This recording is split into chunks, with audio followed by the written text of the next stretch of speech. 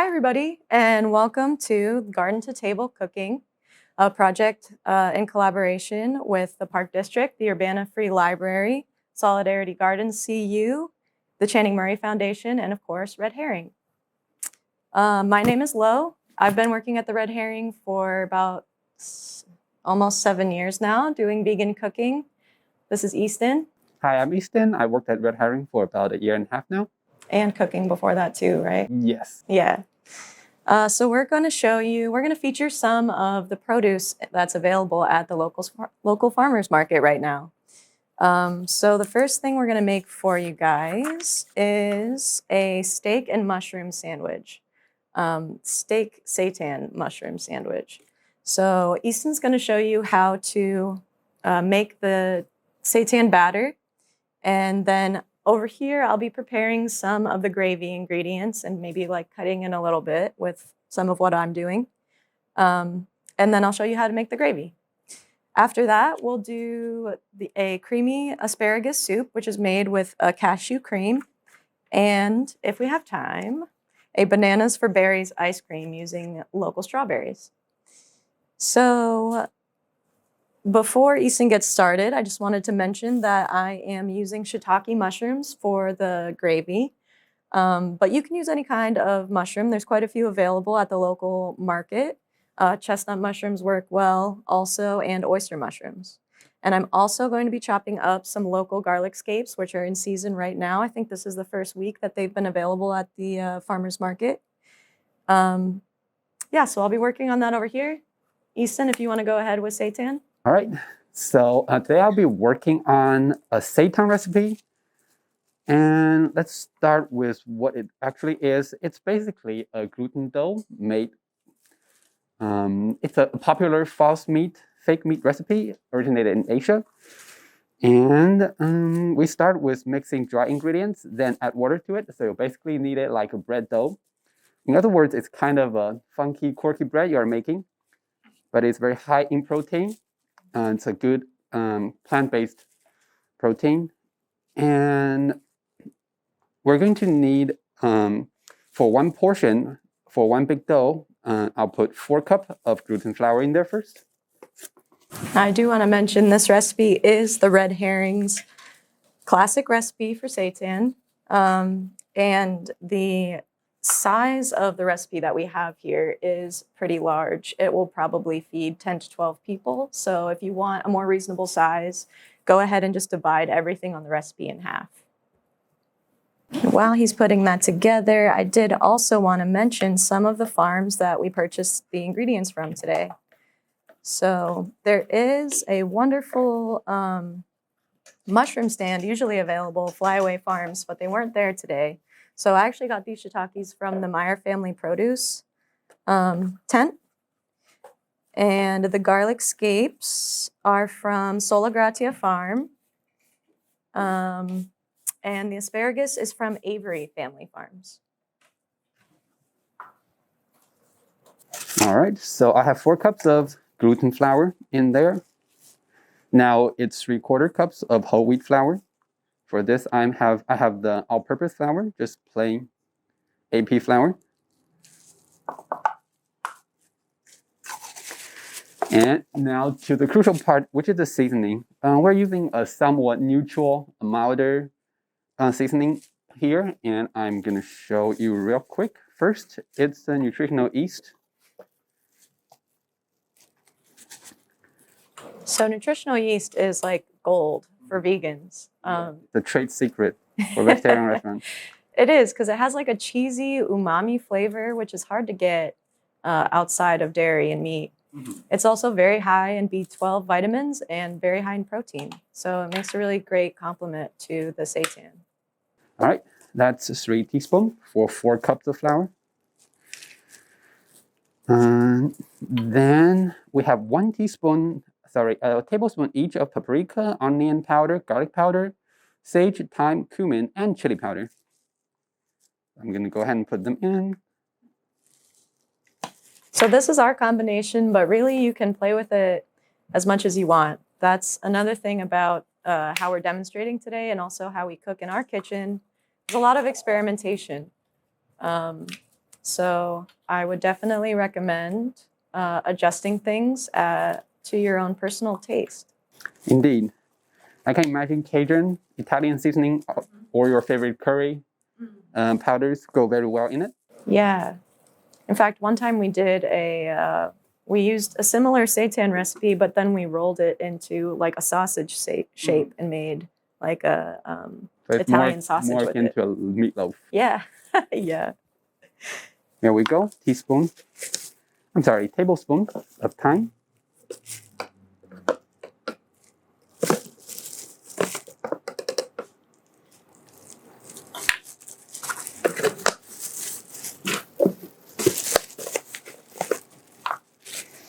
And I already have 1 tablespoon of paprika in there. There's 1 extra of chili powder. Can make it as spicy or as mild as you like. That is for sure. Really, one of the interesting things about this recipe as well is it can also be marinated a lot of different ways too. So it has kind of like a base, I don't know, beefy, but definitely an umami flavor. So that's why it goes great with something like mushroom gravy, but you can also put it in like a steak marinade or a bacon marinade or Or seriously, barbecue sauce and ketchup. yeah, okay, yeah. Indeed. I haven't done that one, but I believe it. Because depending on the texture of your seitan, you can grill it, you can fry it. Yeah, if we have time, we'll demonstrate that later because I really think that's the best texture is when you cook it, you do the boiling, you slice it as however thick you want, and then sear it with a little bit of oil on a. And here I have cumin. The recipe calls for 1 tablespoon. I'm putting a little bit extra just because it's a very good vegetarian dish seasoning that makes everything taste meaty. Now the tablespoons are in, it's a teaspoon ones, starting with 2 teaspoons of pepper.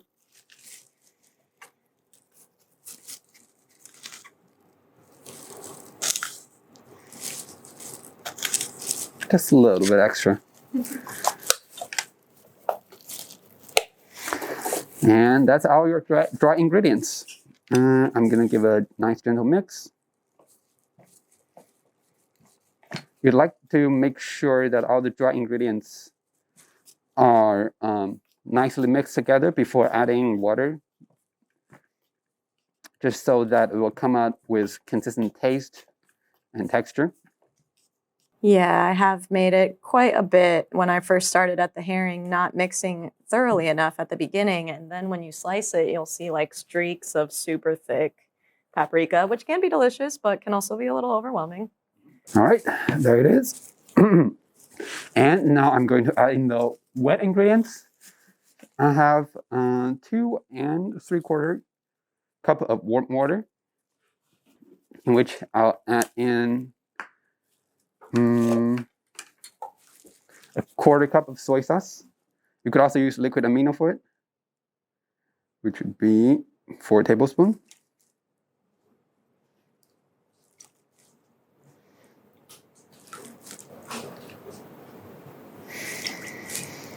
Because there's no salt in the dry ingredient, it's all up to the salt in the soy sauce, so you can add a little bit more or less, just to taste.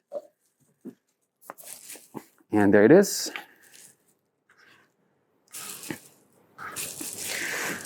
I really should mention that it's important that you keep the amount of water strictly as stated on the recipe, just because it will give the best texture. You can indeed, however, add a little bit more water to make it more spongy and a little less to make it more chewy. But 2 3/4 cup for 4 cups of flour is what we found to be the best one. And to add it in, just like you would making any other dough, a little bit of a doom in the center, and let it go in slightly, not too much at a time.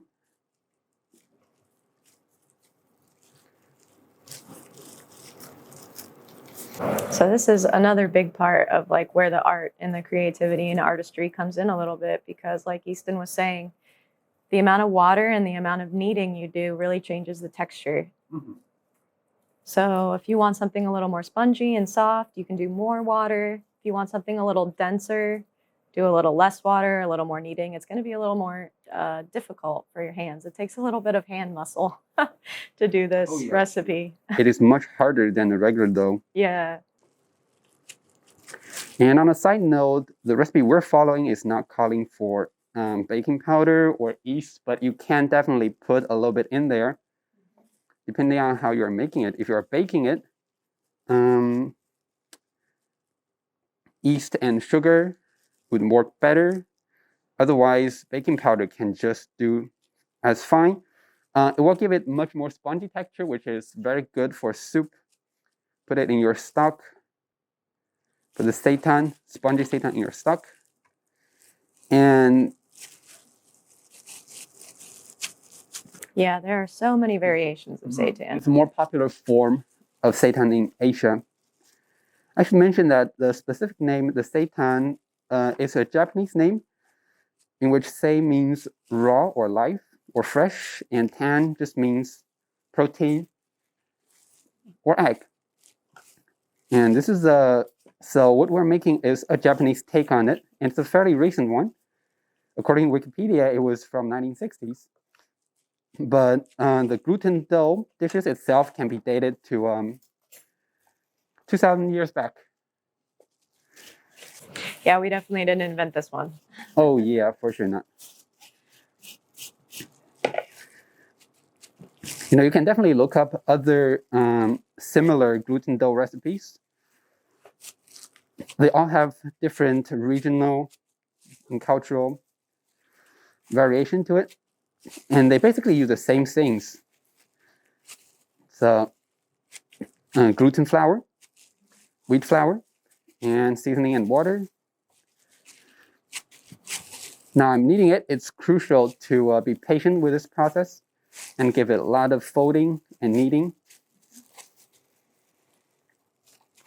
For our purposes, a red herring will be used as a sandwich filling.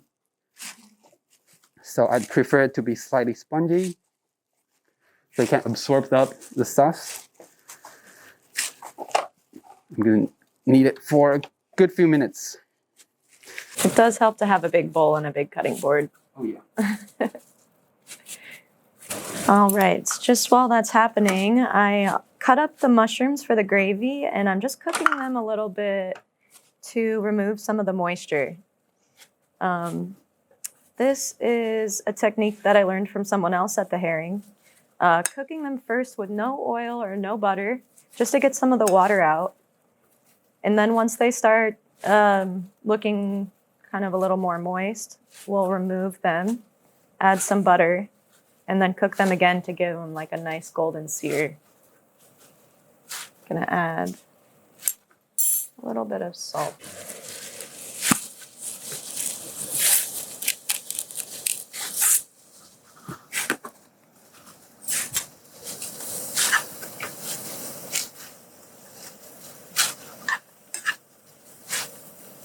All right, so this is how it should look like.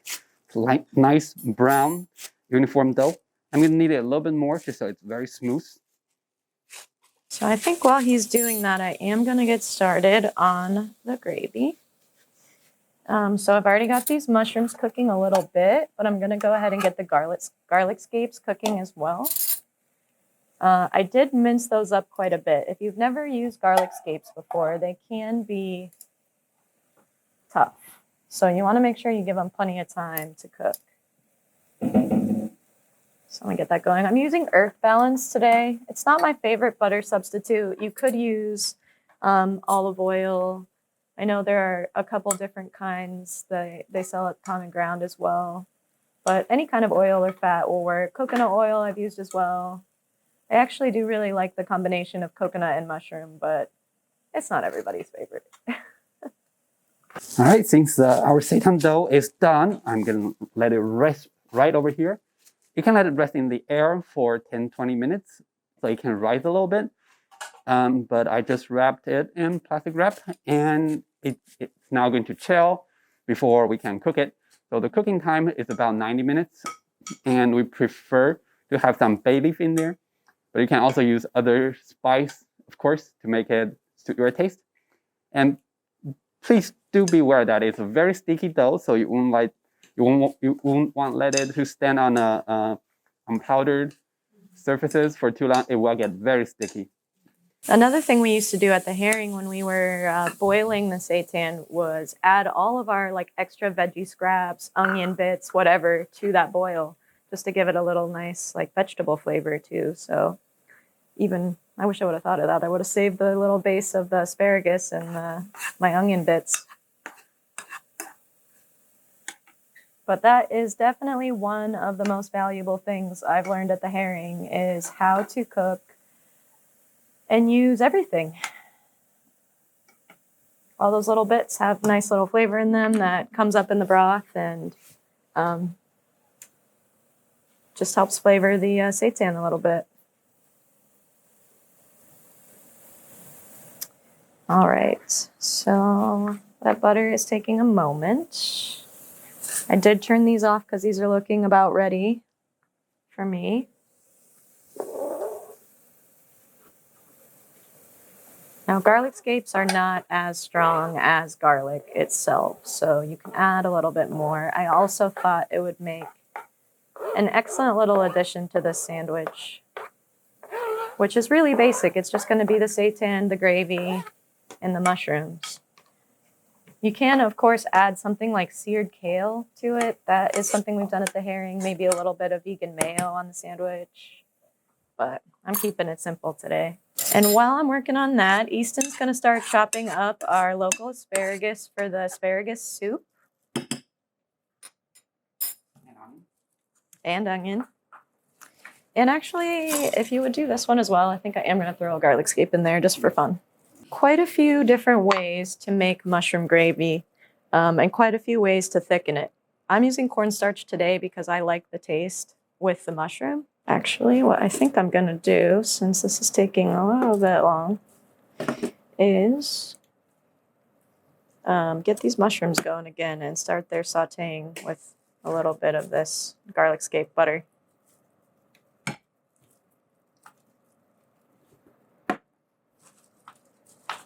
You'll see that differs a little bit from what's in the recipe, but both ways will work just fine. I'm doing a little bit of black pepper and a little bit of thyme on these mushrooms.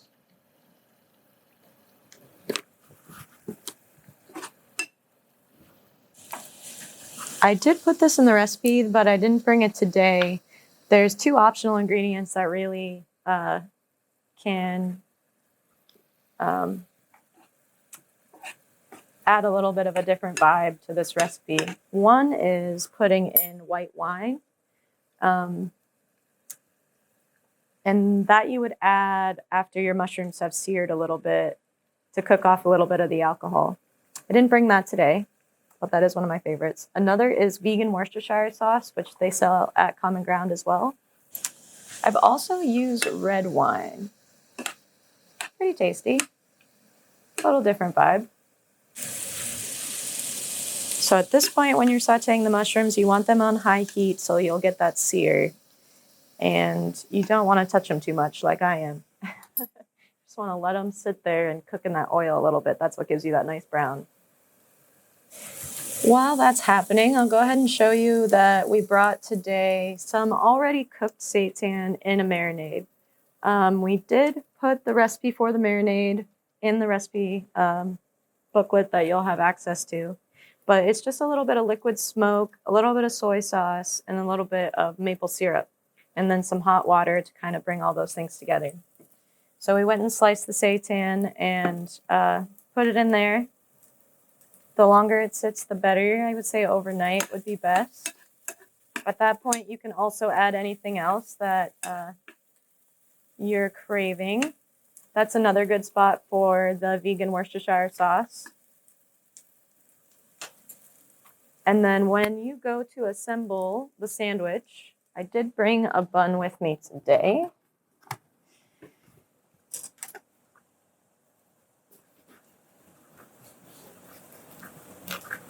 It's going to taste best if you remove it from the marinade and then fry it a little bit in a frying pan with some oil, and also grilling the bun a little bit as well. All right, yeah, these are looking awesome. Starting to get brown. Starting to get a really nice texture. That's going to be great for the sandwich. All right, maybe just 30 more seconds on that, and I will add that to our scapes. Do a little bit of pepper in here. Let's go ahead and get that going.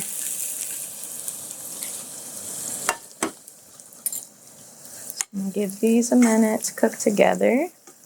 While that's happening, I'm gonna grab the vegetable bouillon. And I went ahead and got one I haven't used before, so we'll see how it goes. But it's the no beef base. Thought it would give it a little bit more of a beefy flavor. But I have used the vegetable bouillon quite a bit in this recipe, and it's very good. All right. Everything in here is looking really good. I think I'm ready to go ahead and add some liquid to that. So I'm going to add our vegetable broth. Just a little bit more water.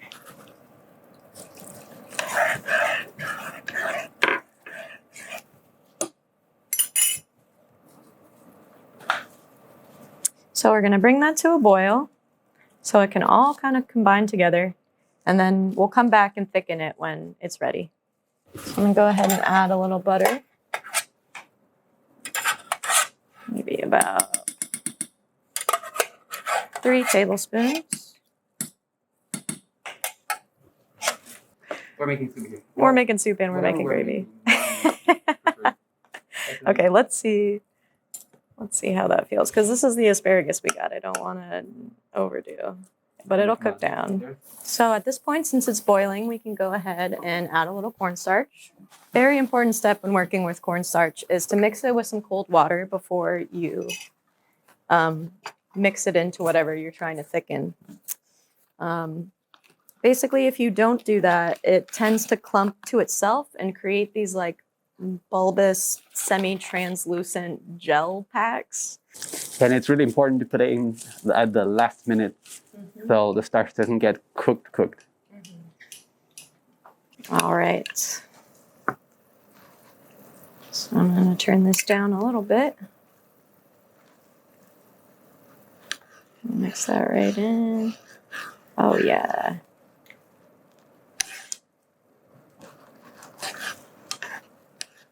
I do want to make a little bit of a thicker gravy today because I want it to have enough texture to kind of hold to the sandwich a little bit. Yeah, you can see that happens almost immediately. Add a little bit more. All right. Go ahead and set that to the side for now. We'll come back. Okay, onions are cooking over here. I do want them to start browning a little bit before I go ahead and add the asparagus. So I did not put on the recipe this part, but I did add a little garlic scape into, or rather Easton prepped us a little garlic scape to go in with the asparagus. Very often when I make this soup, I do onion and garlic, but I really wanted to go with the most simple version this time to highlight just how delicious the asparagus is right now. All right, so mushroom gravy, good to go. Seitan, good to go. This will give one more minute. While that's cooking, I'll go ahead and demonstrate an important part of the soup. Which is the cashew cream. So if you have a high-powered blender, you can use just raw cashews like what I'm doing today. If you don't, soak the cashews 12 to 24 hours beforehand to soften them up a little bit. So I've got about a cup of cashews and about, let's see here, I'm gonna do maybe 2 tablespoons of lemon. Pinch of salt. And then Basically, you just want to add enough water so that the blender can do its job and really liquefy everything that's in here.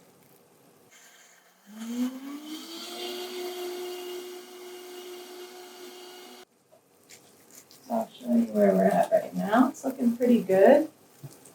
Definitely you're going to want to scrape down the edges because you want to avoid the cream being gritty.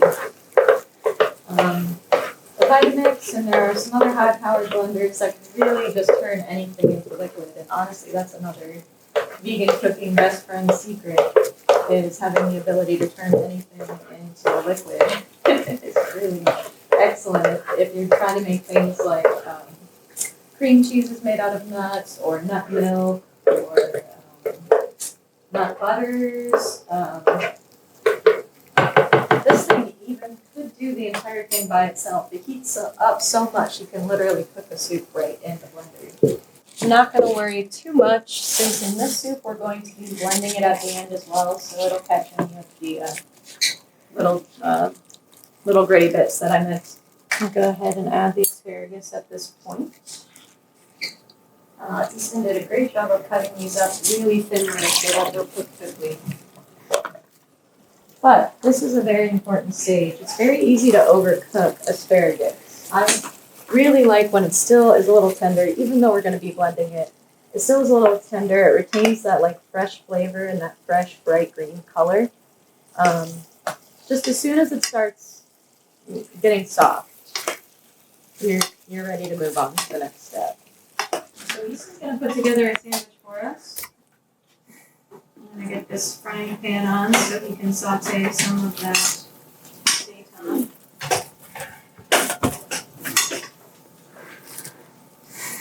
Oh yeah, it's awesome. There. So the last recipe we have for you today is the ice cream. And Easton's been preparing these berries that we picked up from the farmer's market this morning. Really great time to be going to the farmer's market. I'm so excited.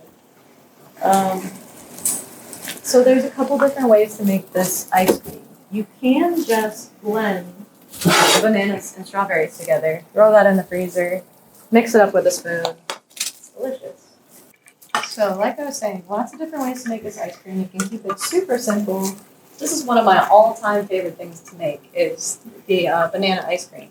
All you do is you freeze bananas the night before. You can really blend those bananas with whatever flavor you want. So very often I just do some yogurt, some almond butter, some cocoa powder. So good.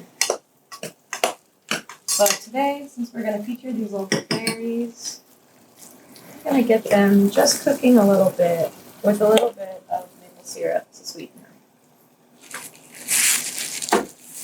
All right, so I've buttered up those buns with earth blend, and they're sitting in the pan.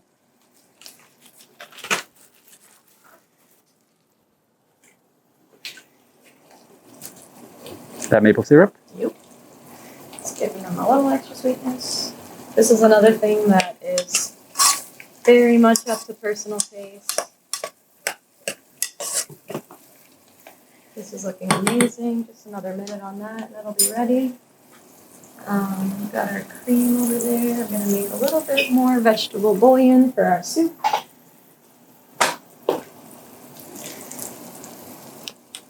Really, this asparagus is getting pretty tender. While it's so nice and fresh and green like that, I'm going to go ahead and add our liquids in. We've got some of this cashew cream as well.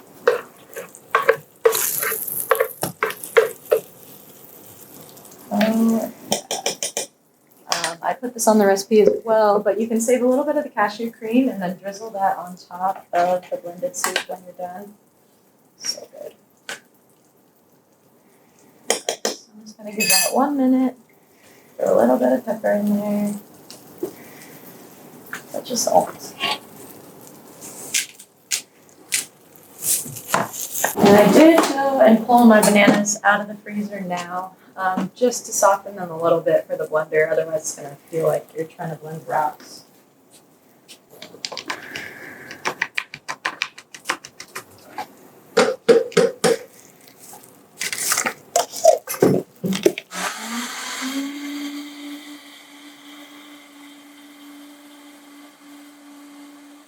Now it's time we want to add the lemon juice as well. I know we added some with the cashew cream, but it's really great to throw some in at the end to give it that kind of like fresh zip. So I'll do maybe 2 tablespoons in there. Oh, and it's such a great bright green color too.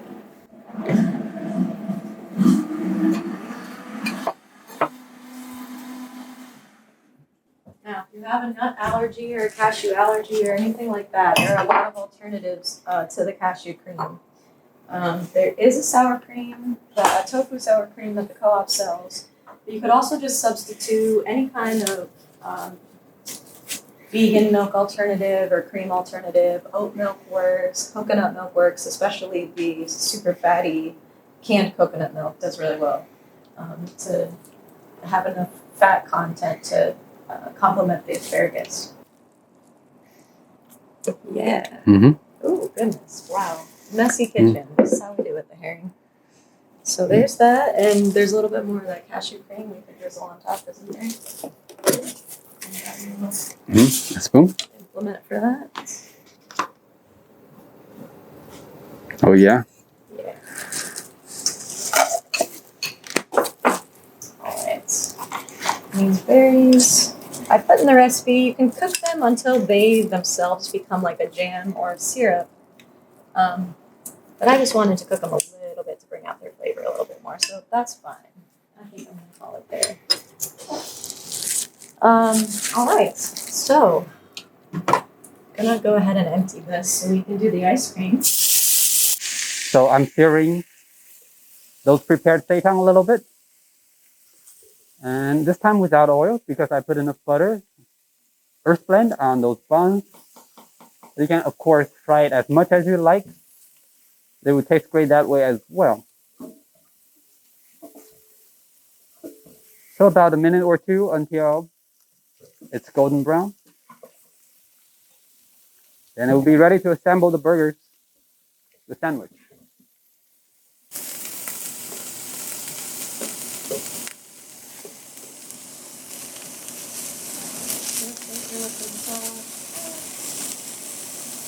For that amount of berries, we're gonna want at least 3 bananas.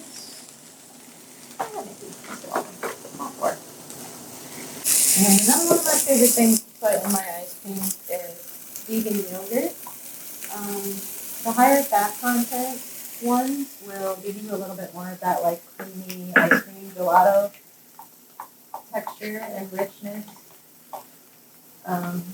This one is available at Common Ground as well. It's a Greek style. Oh, that's nice. Almond milk.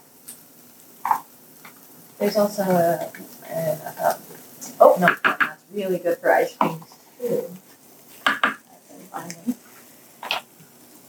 So we've got yogurt and nuts.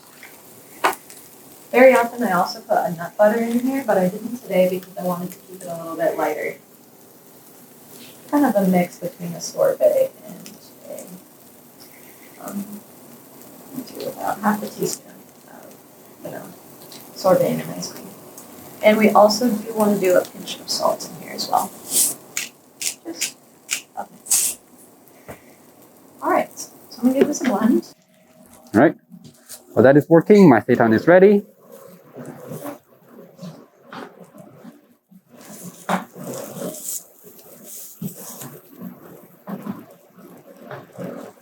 So we've got that all blended up. Now, when we go and add these berries, since they're warm, it's really going to change the texture. Right now, it's kind of similar to soft serve ice cream, but once we add this, it's going to be more like a smoothie. So you're going to want to put it in the freezer for a few hours before you want to serve it. I'm going to go ahead and pull these berries out of their juice. I don't want my ice cream to be too watery. I want to keep it thick and rich. And at this point also, you're welcome to add sugar. I tend to use maple syrup as my sweetener, so a little bit of maple, a little bit of agave.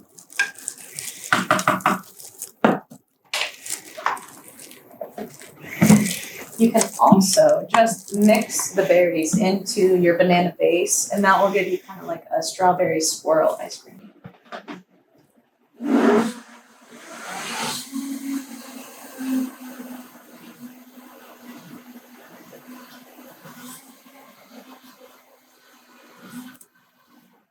So there we've got our base for our ice cream.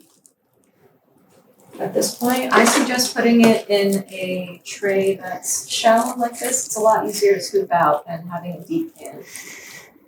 Oh yeah, look at that color. That's gorgeous. Also, I didn't mention, but we put raspberries in here. Maybe I did mention. So this is a mixed berry ice cream.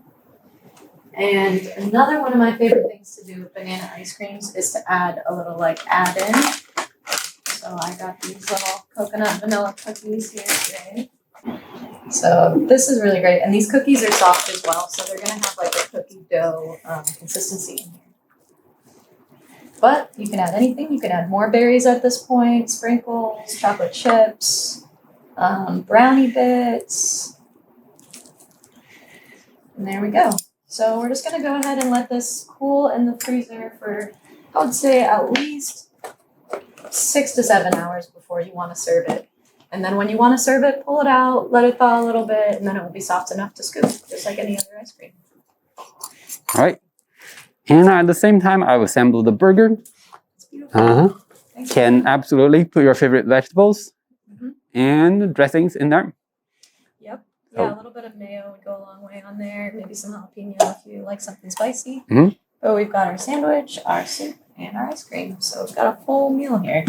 All right. So thank you, everyone. Really appreciate it. Feel free to let us know if you have any questions. And have a great Pride Month.